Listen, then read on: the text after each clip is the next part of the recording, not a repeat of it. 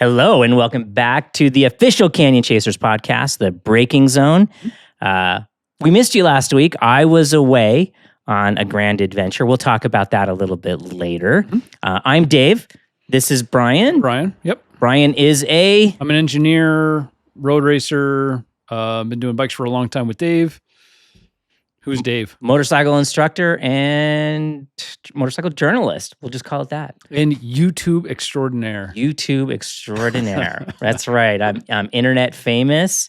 I'm an influencer, if you're with us today, if you're new to us, this is on our podcast channel. Dave, there's also the full Canyon Chasers podcast where there's lots of other content and videos. You can go check that out as well. Yeah, please do. Please do. Or if you found us from one place to the other. Yeah. All right. So we have two races we get to talk about. One of my favorite races of the year, Phillip Island. Let's start there. What happened in Phillip Island that was of significance? So in Phillip Island, I think the most significant thing actually happened in the Moto2 race, where right now it's Manuel Gonzalez and Diego Moreira who are duking it out for the championship. Things are getting much tighter between those two. Diego pulled back a bunch of points. It was a really good race. It was exciting. Lots of drama, lots of things going on. MotoGP was weird, fun, but weird. Well, MotoGP, it wasn't a typical Phillip Island race. It was very, atypical. But we did have the pretty exciting drama with the 2 long lap penalty for Bez, for Bezzecchi, which I thought that created the tension that I think we were looking for out of that race. Yeah, I think he had the potential to come back and win that race, but he got held up trying to come back through the traffic after his penalties, kind of slowed him down. Miller rode great all weekend. A shame he didn't quite pull it off at the end, but he was looking great. I was really hoping he'd have a great home race, but it just wasn't meant to be, I guess. And it's just kind of, as much as I love Miller, that's kind of Miller's story. Right. And and the unfortunate thing is, we talked about this a little bit before, but the penalty to Bez seemed a little heavy-handed. But I also feel like, are they doing this because if they didn't give a penalty, then they're admitting the aero has a problem? And I thought Bezzecchi, he handled it really well. He didn't complain. He just dealt with it in a very mature, professional way, which we don't always see that in riders. And again, I think if I were to pick my favorite rider of the year, it has to be Bezzecchi. He's come out of nowhere. He's been, or not necessarily out of nowhere, but he's just exceeded all expectations, and his attitude and the whole thing. I recently got back from that thing with Aprilia, which we're going to talk about that in a minute too. But I talked with people who work with him. They know him. They've worked with him, and they're like, yeah, he's a really good guy. He really is mellow and engaging, and all the things you kind of hope that he could be. And it was really nice to hear. Well, and that's probably kind of a fun part about Aprilia, or doing anything with Aprilia. It's such a small group that you can't work at Aprilia and not at least have, in passing, been around the GP riders, most likely. Right? It's such a small group. I heard some Max Biaggi stories that unfortunately I will not be able to share. It's the Braking Zone after hours. Right. Yeah, like it would. Yeah, but like it's just really fantastic to be able to be so close to people who are so close to something that I am so passionate about. It was super cool. But on Phillip Island, we really can't not talk about Raul Fernandez. Seriously, what a performance! Yeah. And that Gulf livery is the best livery I think in all of MotoGP history.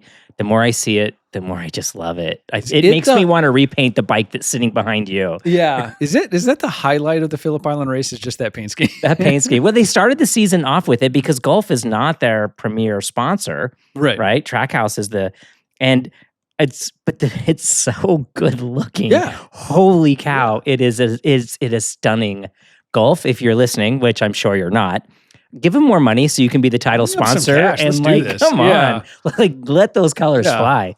But no, he rode great, and he rode faultless. Really, like the whole race, he tore off at the front, put in the time, and then just left everybody. He did amazing, and it's sort of it's finally delivering on the promise that Raul showed Right. for Moto2. Yeah, right. And if I remember correctly, Raul was a slow starter in Moto2. It took him a couple years to come up to speed, if I remember correctly. Moto2 was the one for a few Or am I rounds. thinking Moto3? Moto3, it took him a little longer. Okay, it's Moto3 is what I'm thinking of. But Moto2, he came up, and his rookie season, he was duking it out with Remy Gardner for the championship. Okay. Like yeah, it was him and Remy that came over at the same time. Yeah, he almost beat him at the end. It just didn't quite have enough points at the end, but I mean, he was the one in Moto2 who was beating all of Marquez's records. And it was like, this is the next guy. And then he got here and it just never quite. He hasn't really done anything up until this point. In his first year, he was on the KTM, and that seemed, I think that's a really good example, though, of how much just the fallout between a rider and a team can affect everything. Right. That team had a lot of problems because Remy Gardner, he only survived that 1 year. Barely. Before he lost his he lost his ride. He lost his ride. And I don't know, it's all hearsay and conjecture, but I heard that it was one of their managers kind of created a toxic environment and just fractured the whole thing. Yeah. And that person's no longer, as far as I know, no longer involved in MotoGP on any level. But Remy Gardner, I think, paid a high price for kind of some mismanagement, if the rumors are to be believed, and we don't know if they're true. Well, and I think between the two, Remy never quite had the talent that Raul had. I don't think anybody ever thought he was quite the same prospect that Raul was. But Raul, that rookie year with KTM, was a great example of how a young, ambitious, talented guy can sort of almost sabotage his own chances by having a little too much ego and sort of having an eye to be out of the team as quickly as possible, when it's like, yeah, I get it. You know that this isn't the best bike to be on, but it's the bike you're on. And you don't sabotage your chances here. It's funny because as I'm talking about this story with Raul, it's extremely reminiscent of Pedro this year. It really, really is. You know, he started the year really kind of dead set on, I need to show my potential. I need to go in races.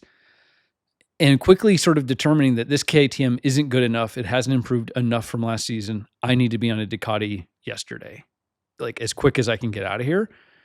So much so that he even went and like toured the Ducati factory. Right, he just showed up. Yeah. And it was very much kind of courting this idea of bailing. But hopefully somebody apparently had talked some sense into him, or he just came to it on his own. I don't know, of, hey, the best way to get the best ride next year is to do the best with the ride I have this year to show that I deserve that GP26, or I deserve, you know what I mean? Yeah. And kind of mid-season this year, he really has just mentally flipped the switch and got back on track, and now he's crushing it everywhere. Well, and he's the Acosta that we've all hoped for. Exactly. And from what I understand, again, from what I read, and you know, who knows if it's true, that he was so afraid of KTM folding that was part of why he was so motivated and courting Ducati. And so I want to think that it really had more to do, he really wants to keep riding so bad that he was trying to anticipate another seat so he didn't end up with nowhere to ride. And so you can kind of give him a little bit of a pass if that's the case, but I'm happy to see him knuckling down on the KTM, because it seems like right now to the opposite is Quartararo is kind of being a little bit flaky with Yamaha. And you're like, dude, give it a minute. Like, come on now. Well, and Fabio has all but paved his own road out of Yamaha at this point. Right. Like, he clearly does not want to be there. He clearly does not think that they're going to get it together with the V4. He's saying everything of, I'm out of here as soon as I can get out of here. Right. Yeah. And that kind of bums me out. Yamaha's taken really, really good care of him. And I guess you don't buy loyalty when your career only lasts 5 years, right? You have to. And I think what makes a lot of the great riders so great and so memorable is not just their riding skill and their riding aptitude, but their business acumen, knowing when to change teams. Like, come on, Marquez's gamble to walk away, pay the penalty to leave a team, basically go ride for free effectively. That's not many people would take that risk either. And but it's clearly worked out for Paid him, off. Yeah. right? Like, Yeah. but again, and Rossi was the same way. Rossi always seemed to know what business decision to make and what not political, but like communication or like publicist kind of decision to put him in a really good position over and over and over again. So let's move on to this recent round.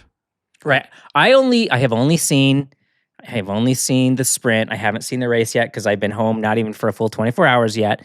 But before we talk too much about it, I think we really need to talk about we already know that Pecco struggled in Phillip Island. The Aprilias were strong in Phillip Island. And we already know the Aprilias are good in the fast flowy tracks that we really like. And the Ducatis are really good in the stop and go tracks that we like less. And Malaysia is a stop and go track. Malaysia is probably the best mix of everything. There's some high speed stuff too. It does definitely have some. Those first couple corners, see that like they're little slow. Super cool corners. Yeah. But there's some flowy stuff in there too. But this track is interesting because it seemed to be extremely low grip all weekend. The rain in like free practice one was insane. Yeah. They seem to have to just, because if you look at the lap times, they were just slow in every session. They never really were up to even last year's speed. So the pace was down, so the grip was down. So let's not talk about the final results because we can talk about a lot of other stuff besides that. I think the most interesting thing of the weekend was probably the fact that Yamaha rolled out their V4 again. Oh, I didn't notice that. Yeah, so he was out testing again the V4. I was literally watching it on my phone in a tent. So, like, there you go. So you might not have noticed the V4. I probably didn't notice the V4, and I was trying to be quiet because there was other tents around. So, there's some things that are interesting about this. The V4, the fact that Yamaha's switching to a V4 is fascinating and interesting all on its own. Agreed. Despite the racing, because of all the technology. So they rolled this thing out again.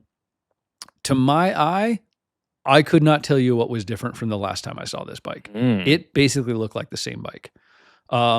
The interesting thing with it, and what I'd heard after the round, was that even the test team had not done any testing with the bike since the last wildcard. Why? Baffling. Yamaha. I just assume that it seems like the pace of development is going too slow, frankly. And I don't know if that's just a resources issue or if it's just some of these things genuinely engineering-wise just take time. I don't really know the issue, but it is moving too slow. So perhaps Quartararo's frustration is warranted and I'm being too harsh on him.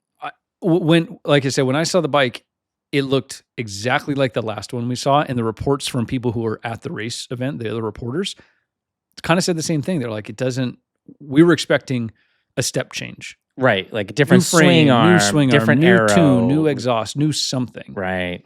Kind of the same.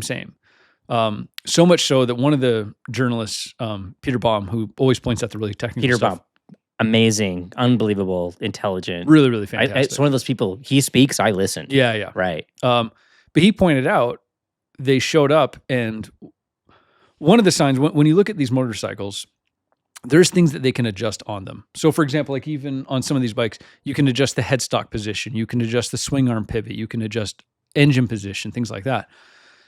He noticed that at the last round, the previous one when they were testing the wild card, the swing arm pivot was as low in the frame as it could go. It was as low down as it was allowed to go.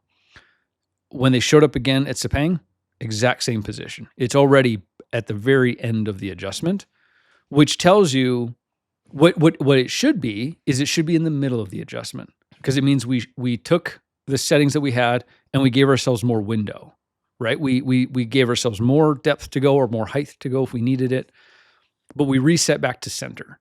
So we have the ability to adjust. When you're already at the bottom and you show up and you go, oh, I want to drop the swing arm pivot again. Sorry, there's nowhere to go with it. It's as low as it goes until we get a new frame. Well, and that ties in back to what Jack Miller was saying from that interview like a month or so ago, where he was talking about the need to bring the swing arm pivot lower. Yep. So that's fascinating that they're not trying to bring it lower. Well, I think they need to. They just haven't built a new frame yet, is my guess. but you're freaking Yamaha. Like, You're not a tiny company. yeah. So yeah, I don't know. I'm confused by that. The thing that is interesting about the Yamaha that I saw, and if you go look at photos of it, good thing we have a bike right here. Right. When you look at the frame, there are, if you look up close, there's tiny little holes drilled. And then around the swing arm pivot, the main spar down here, holes drilled. They're drilled and tapped. And what they do is they use those and they can bolt on plates of aluminum to change the stiffness of the frame. frame. Interesting. And I think that's fascinating that it is clearly a guinea pig, this frame, right? They're clearly trying to see what works and what doesn't. And they've got these holes drilled in it so they can take plates of different thicknesses and different shapes and different positions or whatever and bolt them to the frame and test it and take them off and try a different one and take it off and simulate what would it be like if we manufactured the frame differently with different aluminum or different thicknesses, the extrusion technologies that they can do. It reminds me of, and if you go back and look at old MotoGP Suzuki was very interesting. They did a few things with their frame that I always thought was really fascinating. If you looked at their frames, occasionally you would see ones where the main aluminum spar, it was still an aluminum frame, but it had carbon on it. Right. And it looked from the outside like, oh, it's carbon wrap for like protection, which is not uncommon even in street bikes. Guys buy carbon covers. These were not just to protect from damage. These were thick. The carbon would be a couple millimeters thick on the sides in different positions. And it was not just like stuck on, it was bonded. Right. With like industrial adhesive. Yeah. Which is as good as bolting or welding, frankly. Sure. Industrial adhesives are crazy. An assembly, not a part. But they would do that to the frame to get different behaviors out of the frame more quickly. And so they'd bond stuff to it. The other thing that they did, these, and you can kind of see them on your bike, these spars here that are the engine mounts, the hangers. If you look at Yamahas and some other brands, this is really exaggerated how long and thin these are. Right. To let the engine and the frame have a little bit more separation. Because you want flex when you're on the side of the tire. Exactly. If you have something that's too stiff, this is a problem with a lot of the late 90s, early 2000s bikes. They were too stiff and it would actually compromise grip from the tire because it was, as odd as it sounds, you want your frame to have some degree of flex in it. So the interesting thing Suzuki did is the spar from the main spar of the frame down to the engine hanger, I should say, down to the engine mount, was carbon fiber. Wow. And it was a carbon, almost like a blade structure. So it had this kind of outward curve that melted, it kind of looked like it melded into the bodywork. That's super cool. They would even decal it and paint it so it looked like bodywork, but it's actually the spar of the. That is crazy cool. And so then those were bolted to the aluminum frame and they could swap them out. So they could get different behaviors. I love that stuff about Suzuki. Did all kinds of kind of quirky little things like that. I'm sad they left the game, but that is super cool. Now, with your job, your for real job, you have machines at your disposal that allow you to 3D print aluminum. Mm-hmm. Is that right? So I'm sure they have to be using some of that technology here where as they print the frame, they can make it thicker here and thinner here and maybe put little cross members and stuff like that. Yeah, you definitely could. I'm not aware of any of the brands that are fully 3D printing a frame at this point. But some of the new technologies, in theory, you absolutely could 3D print a frame. I've seen parts that are taller than I am that are a single 3D print metal. Oh, no kidding. Yeah, some of the printers now are huge in scale and they're printing like aerospace parts, So they're strong enough because you would wonder that, like versus a forging or a casting. Casting is always, you have problems with inclusions or little pockets of air throughout the frame. That's always the problem with casting. Forging, where it's put under intense pressure. But I've always wondered with printing 3D, like does each print create a weak spot between each layer? I don't know exactly how you obviously do. Yeah. More than I do. In general, when you do printing with the newer technologies now with the lasers, you're getting like a 98% solid part. Oh, okay. So that's pretty good. Nearest makes no difference kind of thing.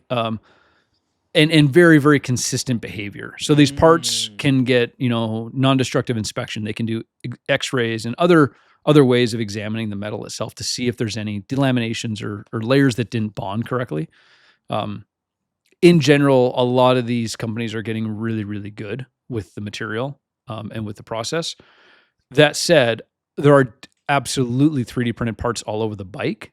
I don't know if I've seen one where the frame is 3D printed yet. Oh, it's interesting to think about, though, because you could control so much about the behavior of a piece. And if they're using it in aerospace, for sure, you got to be thinking there. There was Kenny Roberts. Remember when Kenny Roberts had a team and they had their own chassis, but they used Honda engines? Yep.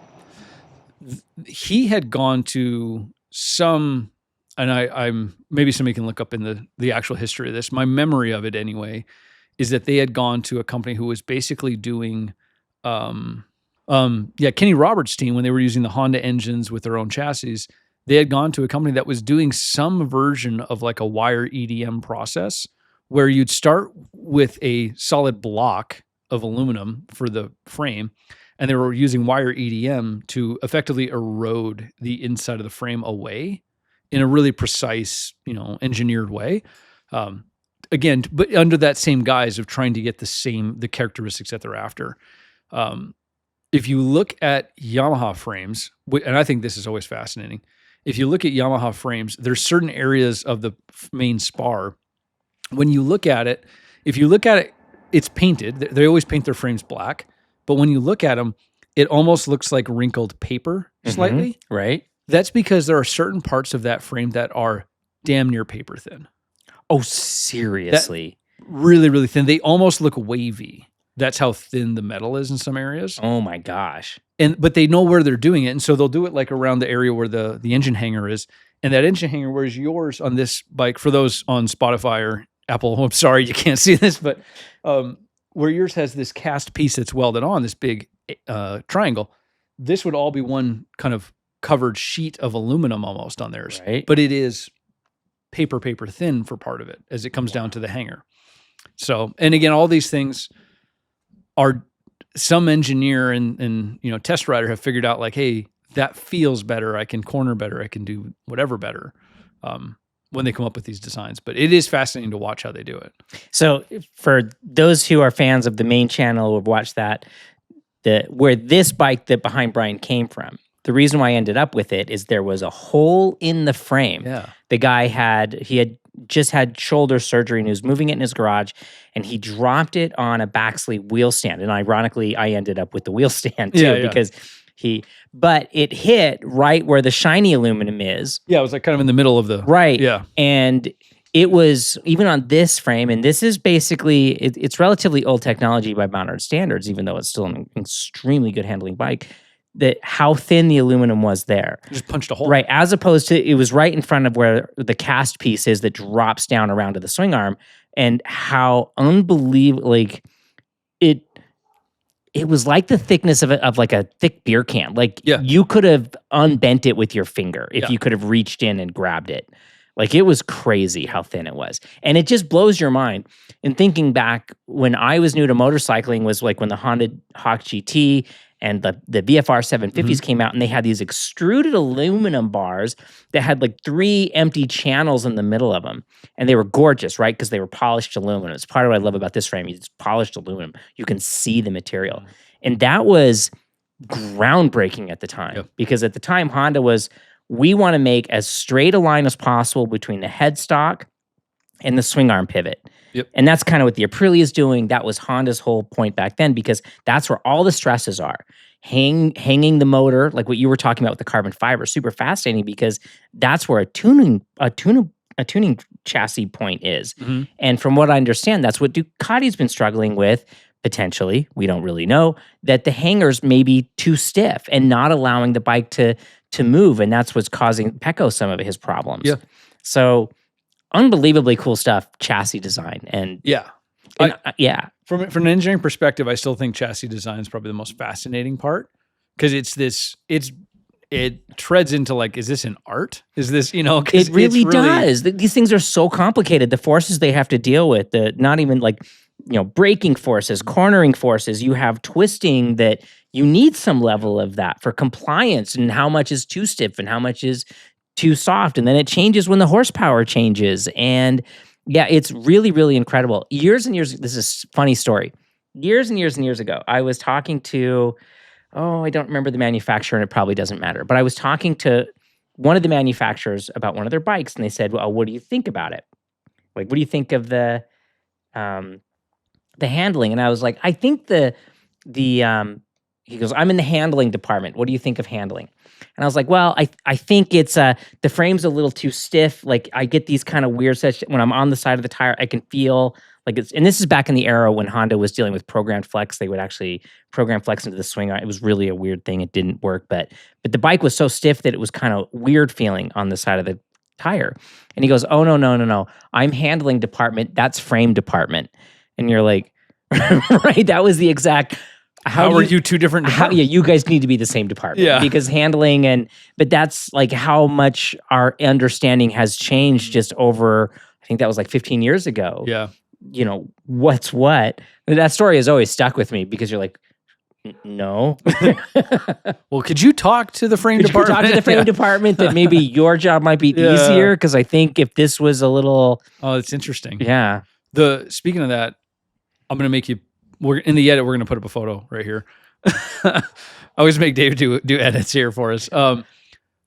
Ducati. So World Superbike Championships wrapped up. Right. Congrats to Toprak. He won the championship. Well deserved. Well deserved.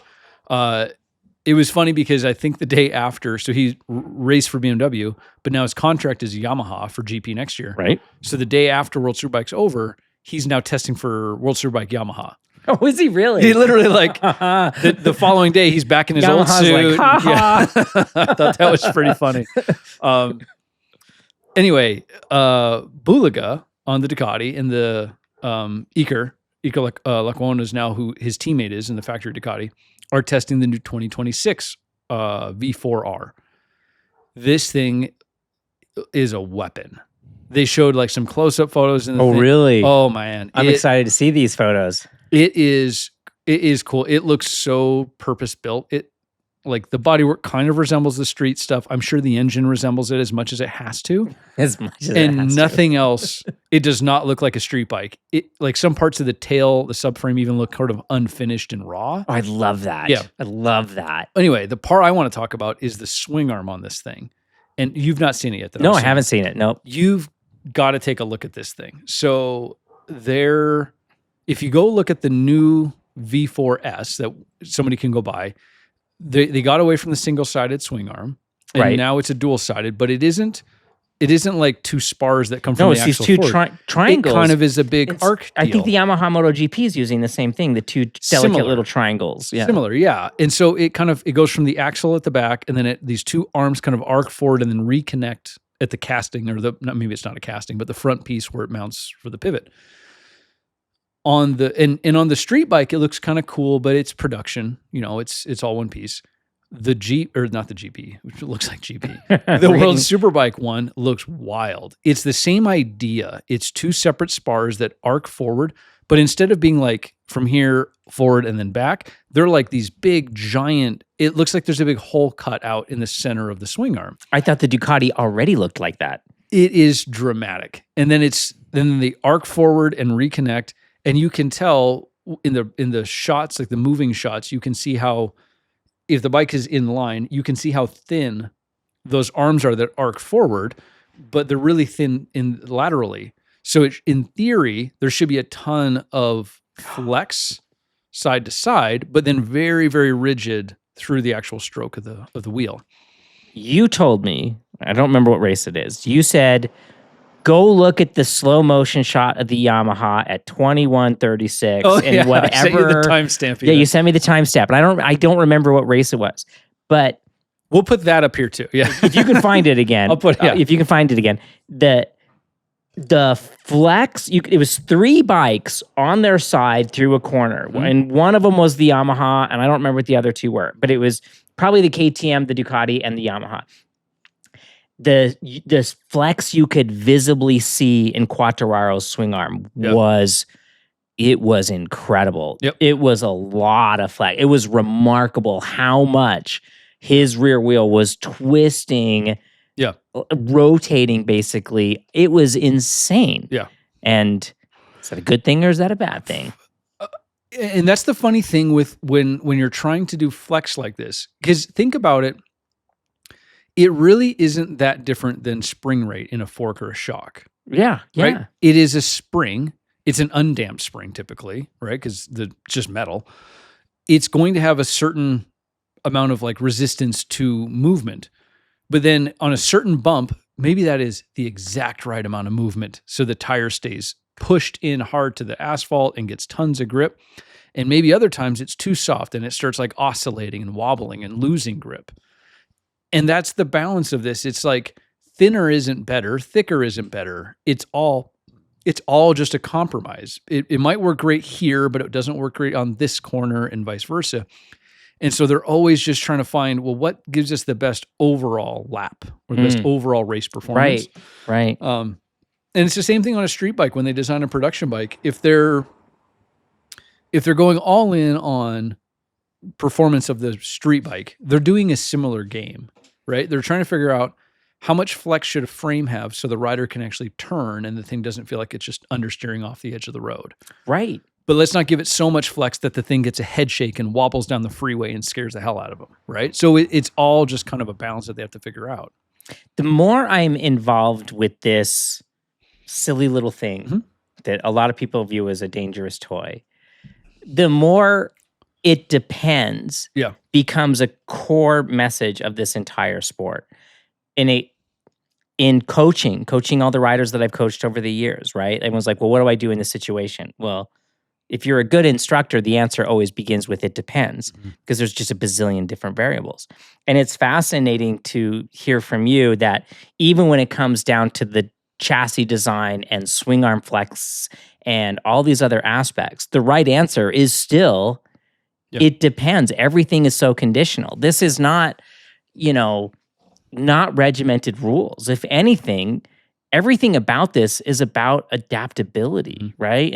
And maybe this is where we transition into what I was doing with Aprilia this last week. I rode an Aprilia Tuareg Rally from California up the coast of California over the Sierra Nevada mountains, crossed Nevada, and then took it to Moab to be coached by a whole bunch of Dakar veterans for off-road adventure riding, which is a thing I don't really do. I don't have much experience in this whole thing. So it was just this incredible experience. So if you weren't jealous of what Dave gets to do for a living yet, now even more so. Yeah. Even not by my standards, this was a special situation. And I'm incredibly grateful for Aprilia for like choosing me to be the one to do this thing. And it was absolutely incredible.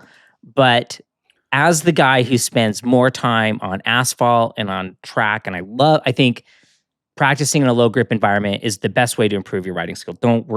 Screw parking lot drills. Practice in a low grip environment, get a dirt bike, get a mountain bike, whatever. Yeah. That now I'm being coached by Dakar veterans. And I was floored by the physics are exactly the same, but how we apply and how we get to the objective of what we're trying to do in that moment can change wildly. Right? Like lean still equals risks. And the more we lean, the more we're on the edge of grip. But in one situation, I'm trying to minimize that. And in the other situation, I want the rear tire to spin so I can get the thing turned. Right? Absolutely incredible to me how dynamic this silly little thing that people view as a toy is. And it's so compelling to me. Yeah. I think it's fascinating because I'm not going to call you out for your age right now, Dave, but how long have you been riding ballpark? No, I've been riding since I got my first, I begged my parents for my first motorcycle when I was probably 10. So that means I have been riding motorcycles for 42 years. Yeah. Almost 43 years. Right? So that's a lot I am close to 1 million motorcycle miles. What I love about this, and I'm sure people who are way into whatever their thing is feel a similar way. I hope they do anyway. You've been doing it for 42 years, and you just came back, and the first thing I got to the garage tonight to shoot, the first thing you're like, I went and learned a whole bunch from a bunch of rider coaches. And it's like, if a guy can do a thing, dedicated to a thing for 40 years and still be learning, we all still can be learning. Oh, I was so excited to learn. It was just incredible. And like, I don't know if everybody that I was there is going to be listening to this podcast, but there were a handful of people there who were not interested in learning. Yeah. And it shocked me because this person knows more about this thing than I do, and he's willing to share that information with me. Yeah, he speaks, I listen. A man who can do wheelies across sand dunes while turning the little scroll on the knob on his Dakar bike to make the next stage. I want to know what this guy has to say about handling. Now, we did have an interesting conversation because they had way less street experience. And so one of the things I was asking them was, riding the Tuareg on the street, I felt like the front brakes weren't quite strong enough. But even in the video, when it's done, I'm sure it'll make it into the edit. I say, I'm going to reserve judgment until I ride it in this other environment. So at the end of the whole experience, I pull him aside and I go, look, I had this thought. What's your perspective on the front brake thing? Because I feel like, would a stronger brake give me more feel? Or is it the fact that it's only this 2-piston caliper instead of a 4-piston caliper? Like we had this whole really deep discussion. And they were saying, well, on the street, I never really use my front brake. I just roll off the throttle into corners. And I was like, but we don't want to do that. And I started talking about the tire deforming and altering the geometry to get the bike to change direction. And then suddenly you're like, really? Tell me more. Like, explain this to me. Like, it became this really engaging conversation over like the front brake and how we apply the front brake in these two different scenarios, right? And spoiler alert, by the end of the discussion, I think Aprilia made the right choice on the front brake caliper. I think it was the right brake for that bike. For the purpose of that. For that purpose of that bike. And so like, but I didn't know that at the beginning, but by the end, I'm like, yes, I think this was the right choice. Right, because your 4-piston Stylema 330 millimeter rotor calipers probably a bit much. Right, and I thought we'll just make the rotors smaller because you're like on the dirt. I was only doing one finger on the front brake, right? Because I felt they were whatever. Like it was, but I'm still learning. Like I'm totally like I'm not embarrassed by that in the least. And I was wondering, well, if it is a 4-piston caliper, because these things give me incredible feel. I feel like I can be so precise with those. I felt like the dirt ones gave me less feel than my mountain bike ones. And I don't think it was a problem with the brake. I think it was a problem with me, right? That I don't know enough to know enough yet, right? So super, super crazy, cool conversation. I'm excited for the video as you're telling the story. Riding up the California coast, across the mountain ranges, and then ending up in the desert to go ride, trails and enduro. I mean, it's kind of like a dream trip for it is a dream. It's like a bucket list trip, right? Like it's a trip everyone kind of dreams to do. And how many motorcycles are capable of? Yeah. And like, again, like sneak preview for the video, like I go up the coast and I'm on Mulholland Boulevard on Saturday and I end up behind a bunch of dudes on S1000Rs on Mulholland in LA, right outside of Malibu, where all those famous videos that you see where there's always big crashes. Yeah. And I'm like, well, I'm on TKC 80 knobbly tires on what on the street would be considered a lurpy derpy little dirt bike, right?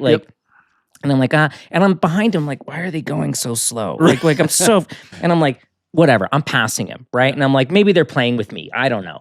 So I pass him, and I'm like, and I look in my mirror, like 3 corners later, they were gone. I never saw him again. And I'm like, how is this lurpy derpy little dirt bike capable of out cornering, right?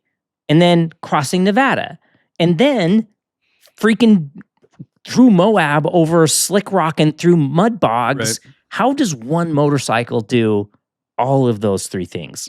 I was completely floored by like how cool motorcycles are, And this isn't an Aprilia ad. This is not an Aprilia ad. But it's just a cool story. It's a cool story, and it was a cool bike. Like when I first got on the bike, I was like, it's not really my thing. I felt like this is a line that's going to be in the video, but I felt like I was on a baby giraffe. Like it was a little too tall. The legs were a little goofy. I felt a little uncomfortable. By the end of it, I'm like, yes, we are. I was so sad to give that bike back to Aprilia. Like it was. So Dave's going to sell his Multistrada Pikes Peak and get himself get a Tuareg Rally. Yeah, what a cool bike. And again, not an ad for Aprilia, but you sent me the photo on Saturday when you first got to LA to get the bike. It's a gorgeous bike. It is a gorgeous bike. I love the bike. Well, they're using the MotoGP paint scheme, right? Looks great. You think about it. So I didn't know this until they sent me. The bike's brand new, apparently. Like the bike's only been out for a couple weeks, I think. Yeah. And I was like, I don't really know anything. Like, ride a Tuareg. Well, I've ridden a Tuareg. I like the Tuareg, whatever. It's not really a bike that spins my wheels. They send me a photo of the Tuareg Rally, and I'm like, ooh, tell me more. So I start doing like, because it has the MotoGP purple stripe with the red and white. It looks. I was really hoping we could have it behind you for the podcast, but had to give it back. It's okay. This is it's still like and so I start doing a little bit more research on where did the Tuareg Rally come from. Well, apparently we all know the Dakar Rally, right? Well, there is a new version of the Dakar Rally, and I think it's called the Queen of Africa or something Africa, and it runs the old Dakar Rally race course. Because now Dakar is further south and it goes into the desert. And you remember when they had to move Dakar down? It was South America. They moved to South America because there was a problem with like terrorism safety. It was a safety thing. They couldn't get insurance because of whatever. Yeah. Well, the old Paris Dakar actually ran from Paris, right, down through France, down through Spain, and then through Portugal, and then crossed over into Morocco, and then kind of went across from there. And that was the old course. Well, this Queen of Africa, I think I'm getting the name wrong, Eco Africa Tour, maybe that's what it's called, runs a lot of the original Dakar like sections and and apparently they took a Tuareg, kind of kitted it up, and I can't remember the name of the racer. He's won the race twice in 2 years on a Tuareg, that he kind of made himself. So Aprilia's like, oh, well, let's just take some of your tasteful changes and sell it to the public. 270 millimeters of travel. Now, if you were a kid in America, do you remember the ruler you had as a kid? That was 30 centimeters. Yeah. So it's a full foot of travel. It's like 10 and a half inches of travel from the fork.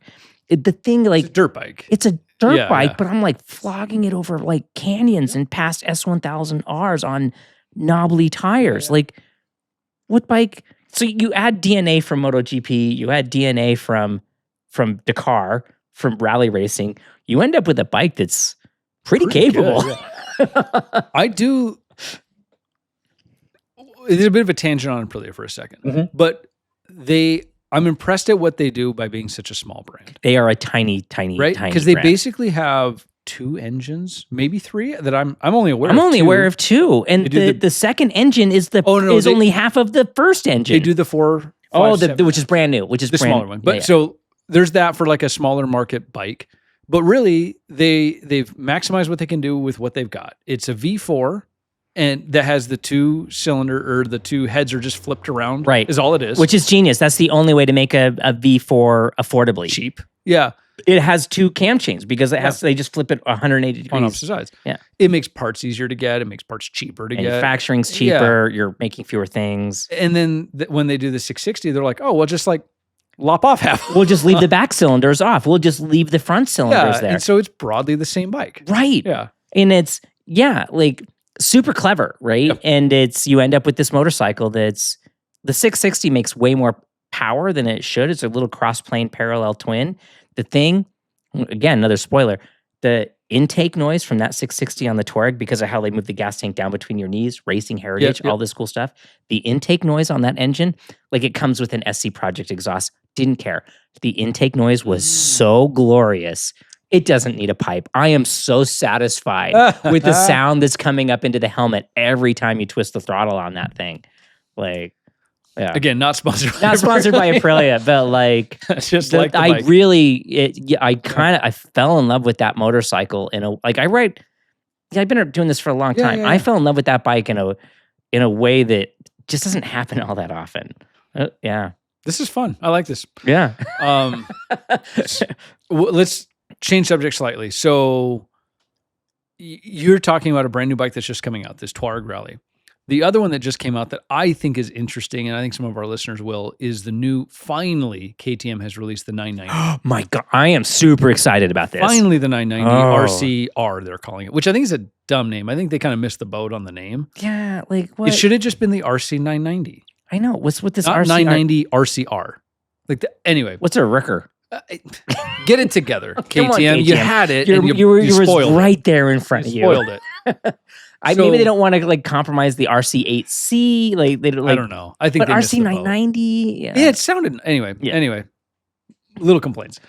I've done a little bit of reading about the bike. It is interesting. It is not just a Duke 990 with some clothes on. Oh, cool! Because I haven't had time to look into it. It's a proper frame, different geometry, different swing arm, different different everything. The subframe is totally different. Everything about it is not the same, other than effectively the same engine with a totally different tune.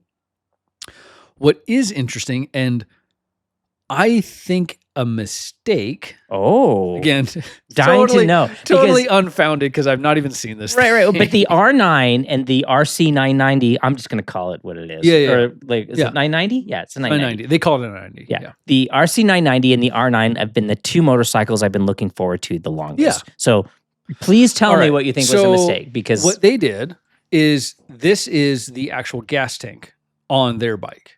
It's all the way up front. It sits on top of the engine. It's a parallel twin, so it sits here, right? Right. Yeah. And then the whole subframe is all airbox. And so the intake for the airbox, this is interesting. I don't know if it's cool or not, but it's interesting. Basically, on the little scallops underneath the seat are two almost, it almost reminds me of like a mid-engine supercar, where the intakes for the engine are actually just behind the doors. And it funnels in through these like scoops almost on either side into the airbox. That's how their subframe is designed. It's basically got these scoops built into it to pressurize the airbox. The weird thing about it, though, is you put the really light thing in the far back under the seat and the really big heavy thing way up high in front of me, the rider, which is the opposite of what everything you're seeing in design right now with sport bikes. All the sport bikes you're seeing is going away from that whole centralized mass idea. All of it is airboxes here, and the tank basically is under your butt.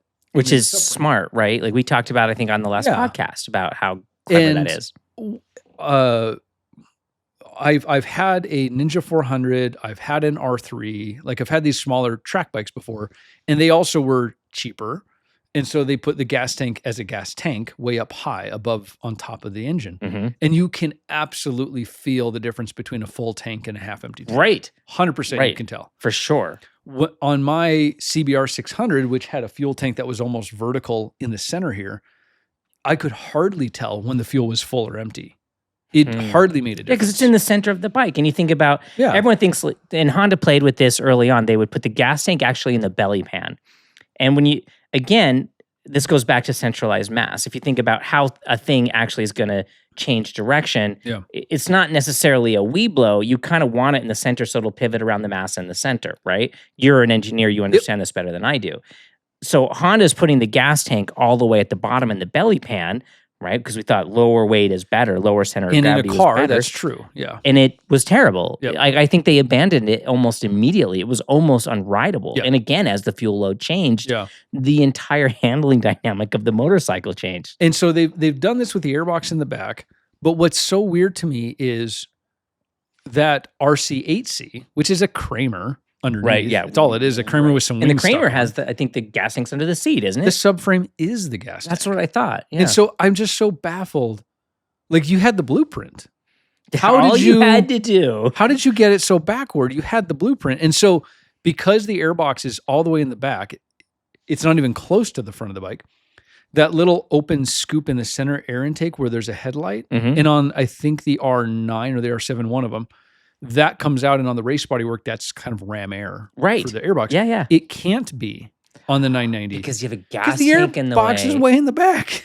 You're not going to be able to suck in enough air behind the rider's legs. Well, maybe it can. I guess my point is, you designed the bodywork to have an air intake in the front that cannot be a ram air intake. Right. Because of the design. So it's like this phony thing. Like, why not just make it a smooth thing with headlights underneath? If I don't know. It just Why'd you make a fake ram air? Because from what I understand is, like, the pressure on the front of the nose, the center of the nose is the highest. It's the highest pressure on the motorcycle. And that's why so many of these modern motorcycles, I think every MotoGP bike is doing this. There's a big hole right there. Yep. To get the most air pressure. To get the most air pressure because all a motor is, all an ICE internal combustion engine is an air pump.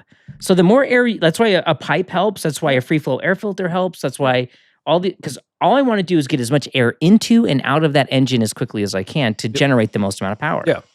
So the fact that they designed that, like, I love the look of the thing. Oh, it's gorgeous. But I love when you see a race bike, like I was just talking about the V4R. When you see a purpose-built race bike that it only looks that way because that's functional. When you see something that is pseudo-functional, It irritates me. Oh, it drives me It nuts. puts me off. Yeah, it it totally drives me does. nuts. Yeah. So that irks me a little. This sort of like phony, whatever, race-ish style. What is interesting though is if you go online and look, they softly announced, I think a real announcement's coming later, they are doing a 990 RCR track. Oh, okay.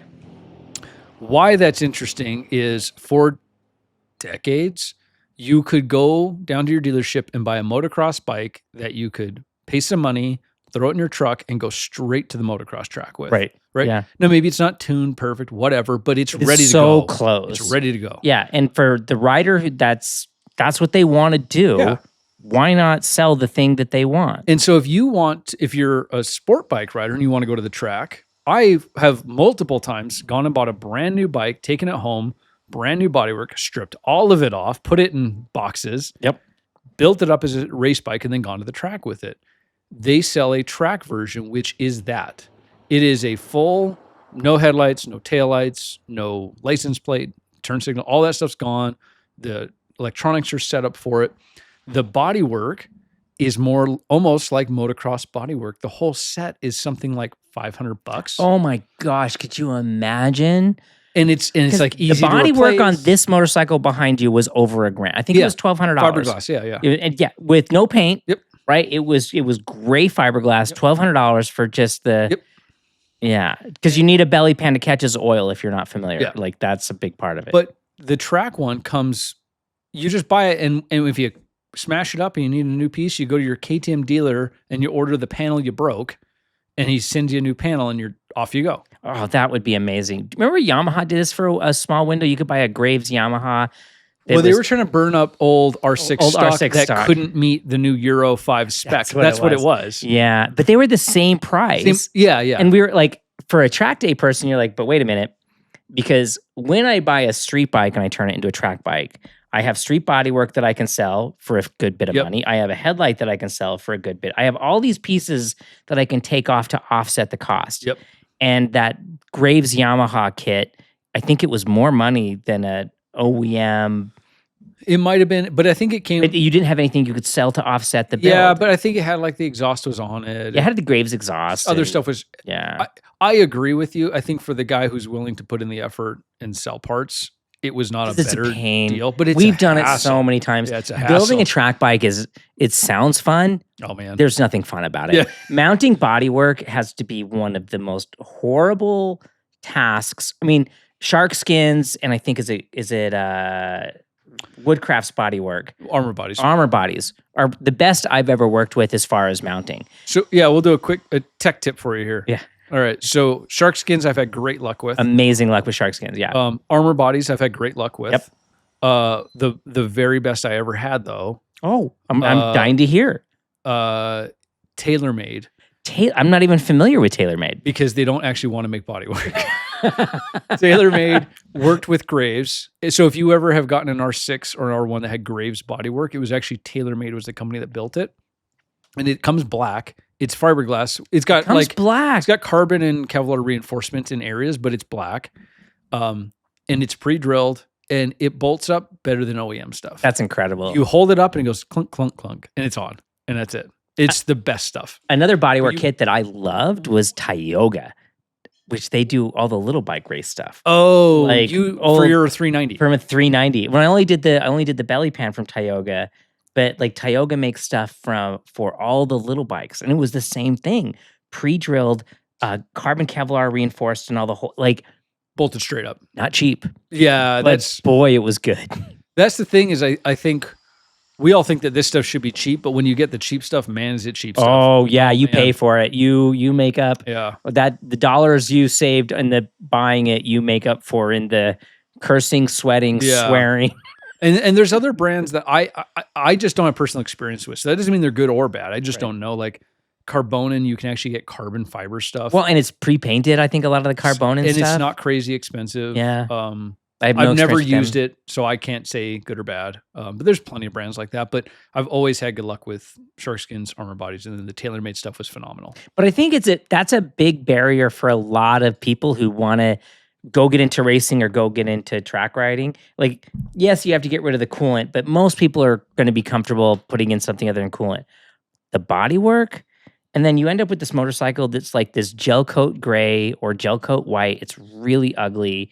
It's such a hassle. It is, and it's a shame that there's not more companies. Maybe Carbonin is really onto something that you can buy it that looks good. And so your motorcycle that you've spent a lot of money on, you want to take it to the track, it doesn't have to look like ass. You know, Yeah. it doesn't have to look like something that Primer was gray. yeah, with like bent Zip ties brackets holding it it together. You know, like it was because Catalyst, I think Catalyst sold to Sharkskin. Catalyst was another really great company. Yeah.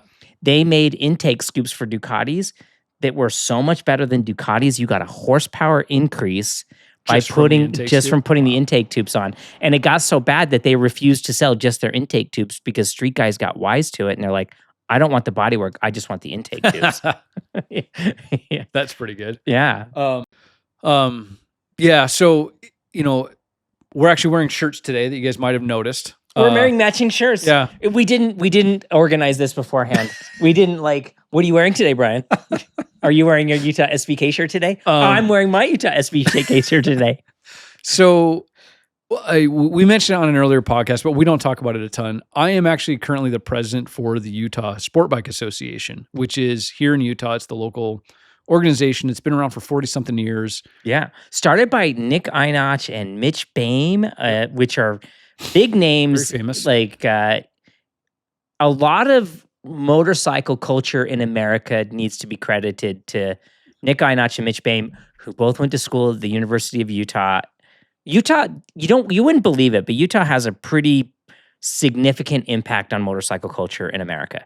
And most people think it's Southern California, but so many things have come from Utah. And so they started the Utah Sport Bike Association in 1980. Oh, yeah. Something or other. In the 80s. Yeah.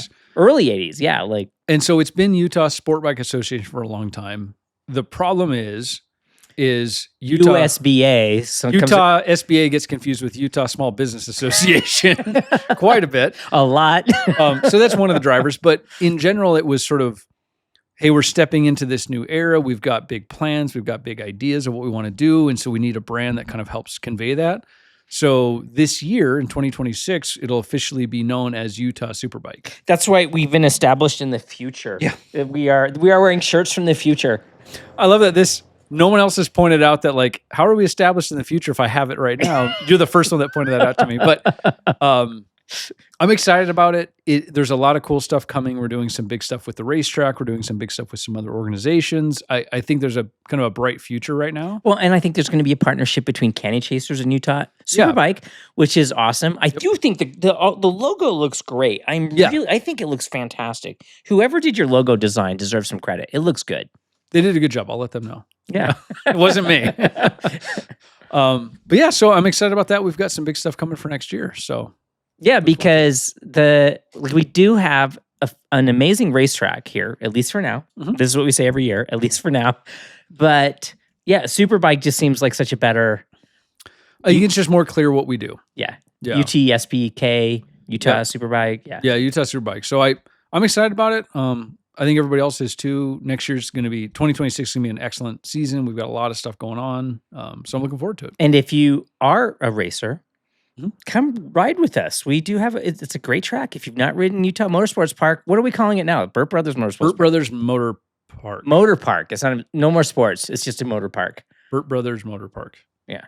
I think. And yeah. it's still going to be Miller in our hearts because Yeah. Larry H. Miller, rest in peace. That man, he had a vision. That's why it's here. Yeah, it's a good. It's a good facility.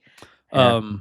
But yeah, we get tons of riders coming out. I think only the last time I looked, only about 60% of our riders are actually Utah locals. Oh, yeah, we get a lot from Idaho, California, Nevada, Idaho, Colorado, Canada, Canada. Yeah, we got a couple fast guys that come down from Canada.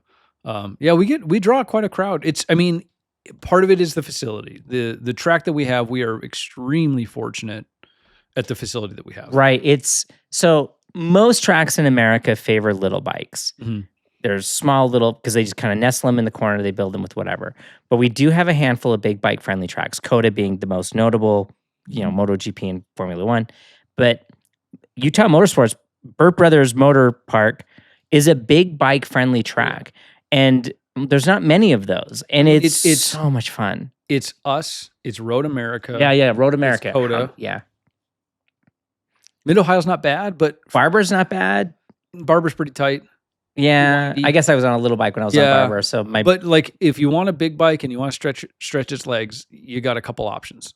Yeah, and there is something really fun. Yeah. When you have a 200 horsepower motorcycle and a mile long straightaway. Yeah, it feels like a track that's built for super bikes. Yeah. Whereas most, like your trip to Oregon. Oh yeah, I took this thing to Oregon. That will never return to Oregon. Yeah. I will buy another motorcycle before I take it back to Oregon. I had a really interesting question from one of the participants at the Aprilia thing I was at.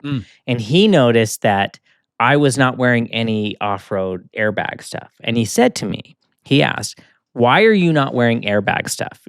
Do you think it doesn't work?" And I said, "No.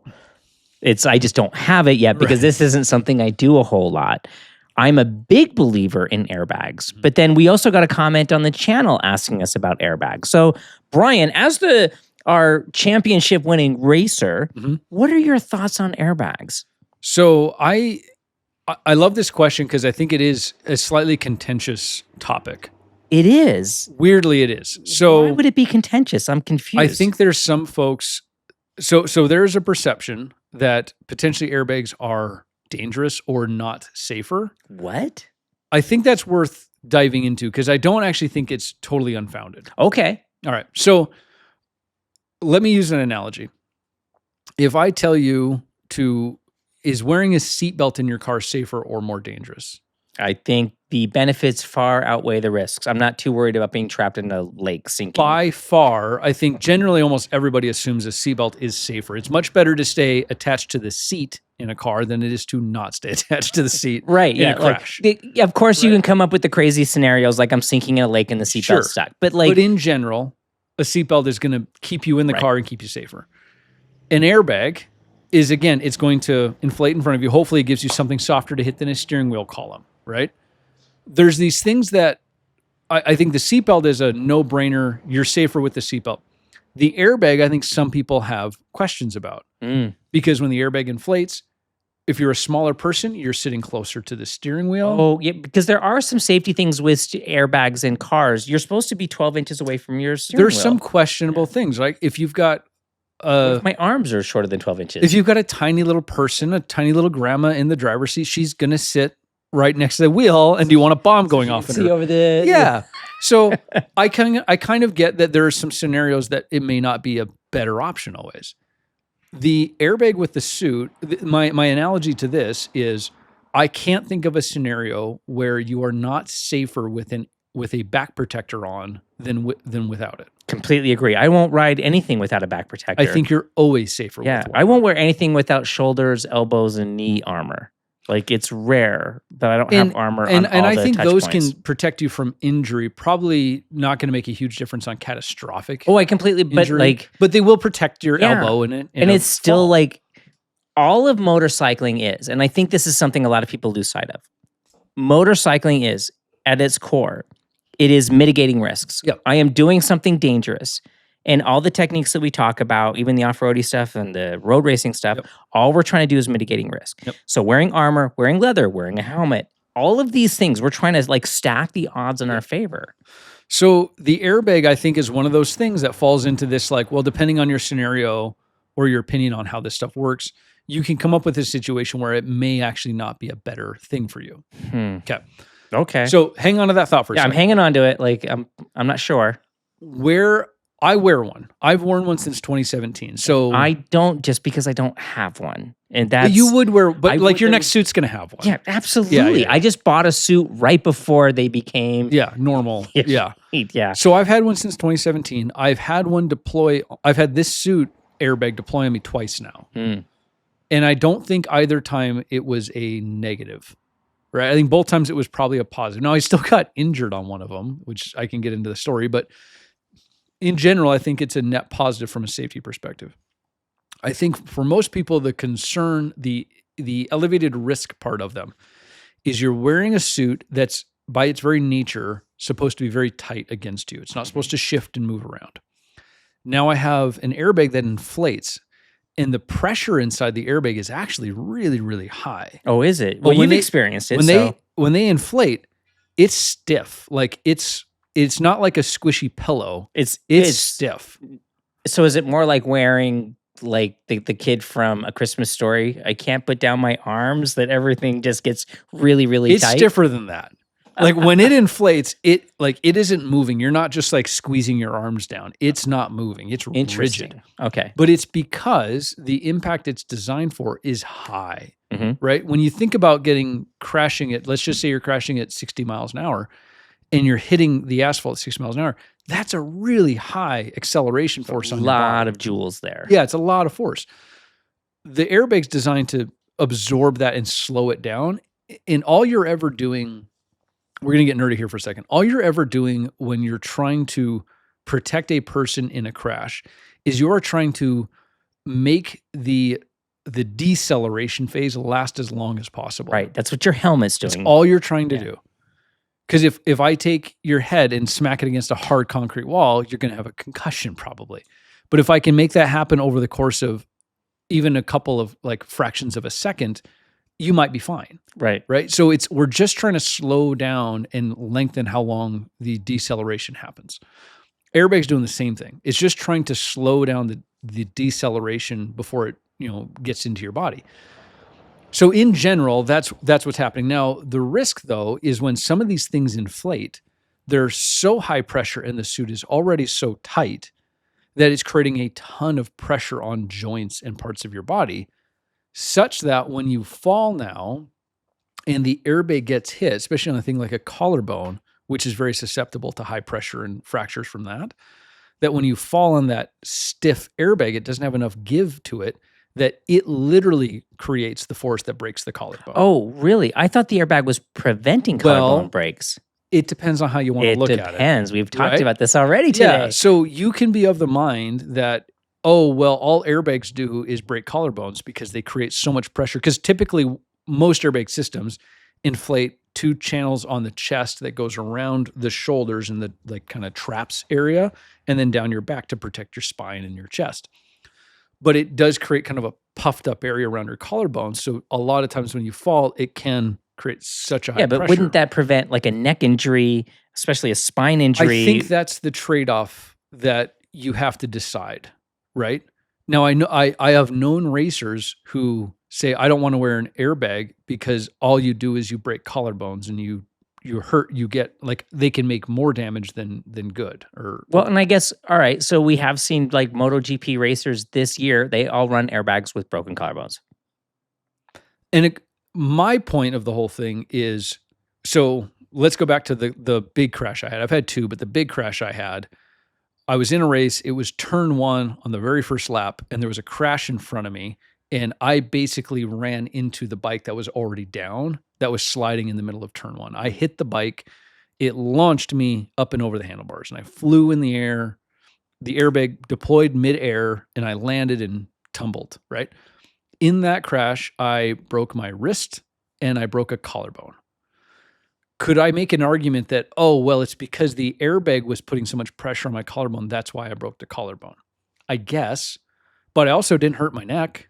Right. I also didn't break my spine. I also didn't, all these other things that didn't happen. And in my mind, that's the hard thing with measuring safety in general. And we recently posted some clips about helmet safety recently. One of the really difficult things with helmet safety or safety in general is it is impossible to measure the thing you prevented. Right. You can't prove a negative. Yeah. Right? Like I didn't get hurt, so therefore I didn't need it. Yeah. And so like, did I walk away with some broken bones from a crash? Yes. Could it have been a lot worse? Yes. Was it going to be? No idea. Right. Right? I'll never know. But when it inflated, and this is crazy, but when you're midair flying in the air, when you're racing in general, your adrenaline's up, your focus is up. When you're crashing, it's even higher. And I remember being midair and thinking, my airbag should go off. And then pop, my airbag goes off. And I feel it. And I'm like, oh, there it is. And then I crashed and tumbled. It broke a collarbone. I broke a wrist, which is unrelated to the airbag. Well, and was it in the little snuff box? Because that's where mine broke. On the top. On Yeah, the top. on the top. Yes, the motorcyclist wrist crash Yep. or wrist break. We've all done it. Yep. Yeah. But the trade-off is now a racer could be like, well, see, I'd rather maybe chance it, I guess, and not break a collarbone. My point is a collarbone break is kind of no big deal. Right. It's designed to break, right? Yeah. It's the only bone in your body without any marrow. Yeah. The fun fact about your collarbone, it's the only bone in your body that rotates like a key. If you touch your collarbone and raise your arm up and down, your collarbone is a rotational bone. It's designed to break that so you don't break bigger things. Yeah. So mine broke. I went in and they plated it. And after they plate it, once you recover from the surgery, you're mostly fine. You're kind of back at it.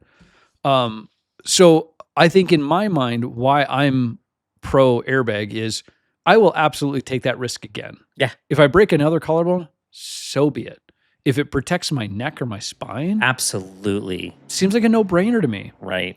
So the risk with airbags, I'll say, is it probably puts an even bigger importance on the gear itself and how it fits you. Oh, right. Yeah. So if your suit's too tight or your jacket's too tight, because now street riders run airbags all the time. That's even probably more common on the street now. Right. It's awesome. I'm happy to see it, actually. If your jacket is too tight, you do run the risk of when it does inflate, now it's creating a ton of pressure on your chest cavity and other things, which maybe that comes with its own risk. If your jacket's too loose, now most likely the airbag's not going to stay put. Right. And that's, I think, the bigger risk with street riders is we wear helmets that are too big. We wear jackets that are too big because we're thinking in terms of street gear. Comfort. Yeah. I want it to be comfortable. I want it to be. Well, and I've, how many street guys have you seen that wear a hoodie underneath their jacket or something just because it's chilly out, right? Sure. And it's like, well, that jacket's probably not fitting how it was supposed to, or how it fitted when you were in the store putting it on for the first time, right? Yeah, if you can squeeze a hoodie underneath it. But there's also the practical aspect of riding on the street. You have to be able to layer for different temperature zones. Now, I've been looking at a lot of gear recently. There's some, not to get too sidetracked with it, but it's interesting to see a lot of riding gear is getting much more form-fitting than it was even 5-10 years ago. And it makes me really happy. And I think part of it is they're using the D3O was the first company to do this, but what is it called? A liquid that becomes hard when it's non-Newtonian fluid. Non-Newtonian fluid armor. I knew you would know that term. But that allows for armor to be thinner. It doesn't have to be this big, thick, clunky stuff. And how they're starting to laminate it inside the jacket so that it stays closer to you can wear trimmer, more form-fitting gear, which I think looks better objectively, but it also provides more protection because everything's more snug on you. Yep. Yeah, So I don't think I could come up with a scenario where I personally wouldn't recommend an airbag. I won't ride with that one. I haven't bought gear in a while, but yeah, it'll be airbag stuff. We'll make Dave get an airbag suit. No, I'm sure it's coming. It's just, I had this brand new kangaroo suit that was custom. Sure. I'm not going to be just don't fall down. That's a good rule. But you just can't predict everything. Yeah. No, I'm absolutely. So it was interesting when I got the question and he's like, I noticed you're not wearing an airbag. Do you have any objection to it? And I was like, absolutely no. I have no objection to it.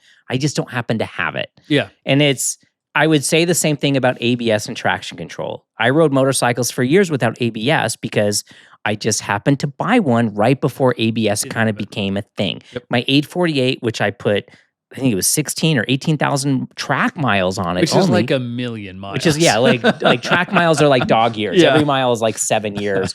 But it didn't have ABS. Yep. And, Champ School came out with a video today that I thought was really great. And they were talking about the rear brake and whatever. And in the little clip, they're saying that good technique outperforms technology every time. And I thought that was so great because if you're using good technique, like with ABS, not to get too sidetracked away from the airbag, your ABS will almost never activate. And when it does, that's probably when you needed it, as opposed to the guy we see who just mashes the front brake and it activates every time and they rely on the technology. Like an airbag thing, right? I want to use all the other risk mitigation techniques that I can so that I never ever want to fall off a motorcycle, right? And, I'm going to take every step to do that, realizing that I never ever want to fall off a motorcycle, but I still wear a helmet and I Right. still wear gloves and I still wear big chunky boots to protect my ankles and all these other things. That every step, every incremental step to reduce risk is worth taking. Yeah. Especially we're all getting older, right? Like Yeah. the video that's probably hopefully coming out this week is talking a lot about the over 30% of our audience is over 50 years old. Wow. Right. And that's the demographic nationally. That's who's riding motorcycles. And so we're not bouncing off of things anymore. We're not 20-year-old just hopping up and going riding again Well, tomorrow. some of you are, but most of you are not. Well, I've seen our 60% demographic. of you are great. And we're like, wow, 30%, which is the majority of our audience over 50 years old. That's, that's the biggest demographic of our audience. And yeah, like injuries are expensive, not just financially, but time. You lose fitness, like mobility. When I broke my wrist, like doing the Tuareg experience with Aprilia, my wrist was really hurting, and it's been almost 10 years since I broke my wrist, right?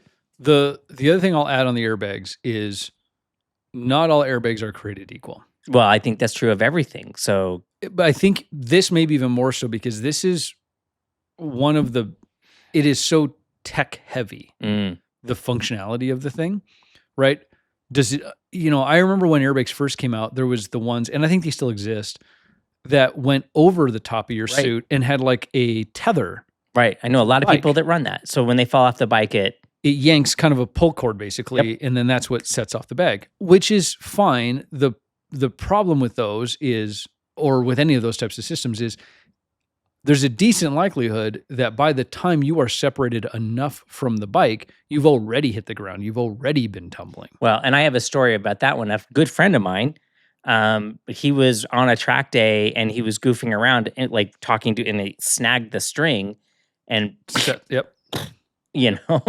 So I would say, and I'm not going to recommend brands here exactly. But what should we be looking for in an airbag? Like what tech? So there's a handful of brands. The two major brands that are big into this and really kind of pioneered it is really Dainese and Alpine Stars. They really kind of pioneered the whole theory of this in the first place. I would trust both of those brands just by the nature of the fact that they've been in the game a long time and they're big brands. A lot of other companies put their equipment in their garments. So they're using Alpine Star or Dainese. Yeah, you'll see plenty where it's like, a D-Air airbag system inside of a whatever garment. That's common.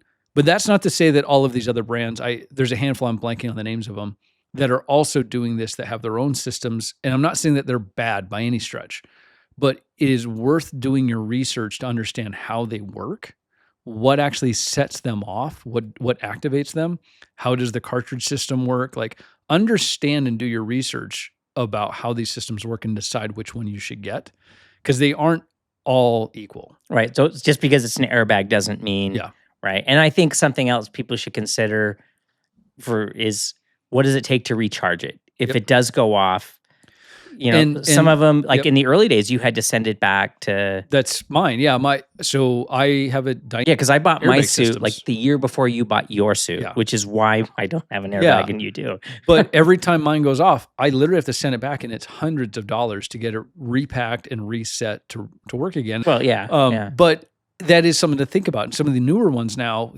you at home can literally change out the cartridge, and the airbag is good for like 3 or 4. I was reading about this. They're good for like several inflations, which is incredible to me. Yeah, and then at some point the bag itself needs to be replaced. Sure, but still, don't crash that much. Here's the other thing: don't crash that much. So anyway, I think that covers the airbag topic. I think that's worth sharing. It was asked of us, so I wanted to make sure that we brought it up. Yeah, no, I think that's really great. It was funny that the channel got asked that question, and I got asked that question out in the field. So, yeah. Let us know if you have other questions. We love answering yours. I mean, MotoGP is wrapping up pretty soon. Please keep with the feedback. We're super excited. We made over 1,000 subscribers. Yeah, so thank you guys. Yeah, I'm really excited how well things are going over here on the official CanyonChasers podcast. Anything else you'd like to add, Brian? No, good conversation. All right, guys. Thank you so much for hanging out with us today, and we'll see you next time. Are we going to be here next week? You're traveling next week.